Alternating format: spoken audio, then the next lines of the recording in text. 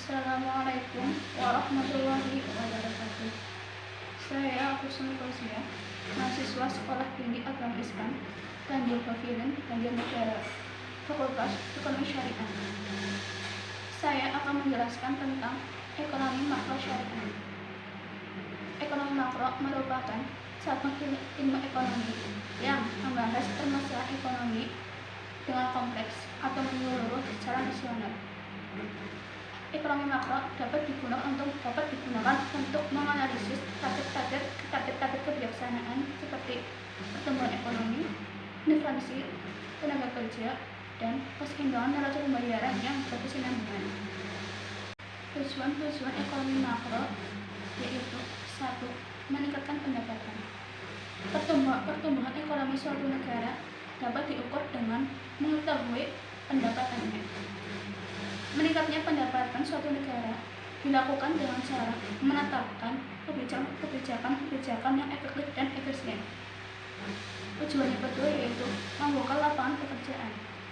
Dengan luasnya lapangan pekerjaan dapat memperluas kesempatan kerja dan meningkatkan kapasitas produksi.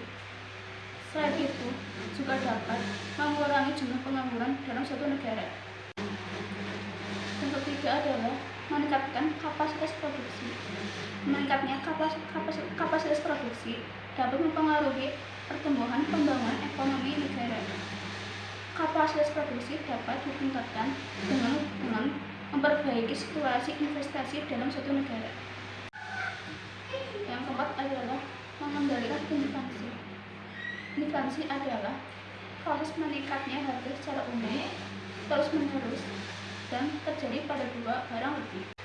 Apabila inflasi terjadi, akan menyebabkan banyaknya pengangguran dan jumlah nilai mata uang akan menurun, sehingga akan menghambat pertumbuhan perekonomian. Tujuan yang kelima adalah menjaga stabilan ekonomi. Stabilan ekonomi sangat diperlukan investor agar memiliki kepercayaan diri untuk berinvestasi dalam suatu negara. Dan yang terakhir yang keenam adalah menyeimbangkan neraca pembayaran luar negeri. Neraca pembayaran luar negeri harus seimbang guna menghindari defisit neraca pembayaran luar negeri. Makro memiliki tiga ruang lingkup utama, yaitu 1. Penentuan tingkat aktivitas ekonomi negara.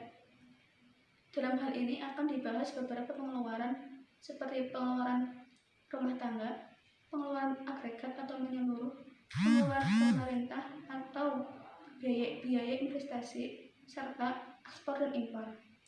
Yang kedua, kebijakan pemerintah. Dalam ruang lingkup ini akan dibahas dua kebijakan. 1. Kebijakan moneter. Dan yang kedua adalah kebijakan fiskal.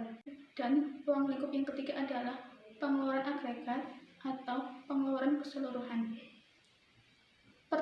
Perekonomian akan meningkat apabila pengeluaran ini ada pada tingkat yang dibutuhkan. Dalam perspektif Islam, ekonomi makro berdasarkan atas Al-Quran dan Hadis. Tujuan ekonomi makro syariah bukan semata-mata hanya untuk mengatasi permasalahan ekonomi, namun juga untuk menyejahterakan rakyat serta untuk mencapai kebahagiaan di dunia dan akhirat. Pada zaman Rasulullah SAW dan sahabat, sumber ekonomi berasal dari zakat dan pajak sesuai dengan ajaran Islam. Dalam Islam, stabilan nilai mata uang akan berdampak buruk bagi perekonomian karena 1. Menimbulkan gangguan terhadap fungsi uang. 2. Menurunkan semangat menabung. Yang ketiga, meningkatkan kecenderungan hidup bermewah-mewah. Dan keempat yaitu mengarahkan investasi pada hal-hal non-produktif. Dalam pelaksanaannya, ekonomi makro syariah melarang penggunaan riba karena dapat menyengsarakan rakyat. Perbedaan ekonomi makro syariah dan makroekonomi konvensional yaitu apabila ekonomi makro konvensional merupakan ilmu ekonomi yang hanya semata-mata untuk mengatasi permasalahan ekonomi tanpa melihat manfaat untuk rakyatnya. Namun, jika ekonomi makro syariah merupakan ilmu ekonomi dengan tujuan mengkaji dan menyelesaikan permasalahan ekonomi dengan melihat kesejahteraan rakyat. Ekonomi makro sangat berpengaruh terhadap keuangan negara,